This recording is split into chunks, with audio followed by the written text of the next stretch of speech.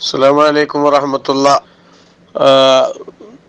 ഭയമുള്ളയാള് അല്ലെങ്കിൽ സാധനങ്ങളൊക്കെ നഷ്ടപ്പെട്ടു പോകുന്നു പേടിക്കുന്നുണ്ടെങ്കിൽ അങ്ങനത്തെ ആള് നിസ്കാരം ഒഴിവാക്കുന്നതിന്റെ വിധി എന്താന്നാണ്. അതിന്റെ വിധി പച്ച ഹറാമ് തന്നെയാണ്.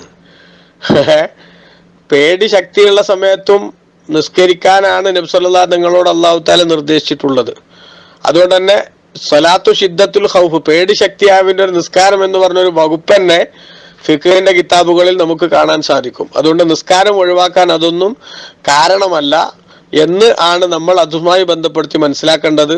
ചിലപ്പോൾ ഏതെങ്കിലും ഒരു ഭാഗത്ത് നിന്ന് ശത്രു നമ്മളെ അറ്റാക്ക് ചെയ്യും എന്ന അവസ്ഥയിലുള്ള ഭയങ്ങളാണെങ്കിൽ ചിലപ്പോൾ കിബിലയിലേക്ക് തിരിയുന്നതിന് പകരം ആ വരാൻ സാധ്യതയുള്ള ഭാഗത്തേക്ക് തിരിഞ്ഞോട് നിസ്കരിക്കേണ്ടി വന്നാൽ അതിന് വരെ പറ്റുമെന്ന അനുവാദമാണ് ഇസ്ലാം നൽകുന്നത്. എന്തായാലും ഇതൊന്നും നിസ്കാരം ഒഴിവാക്കാനുള്ള കാരണമല്ല, അത് ഒഴിവാക്കുന്നത് കടുത്ത തെറ്റാണ് എന്ന് സൂചിപ്പിക്കും.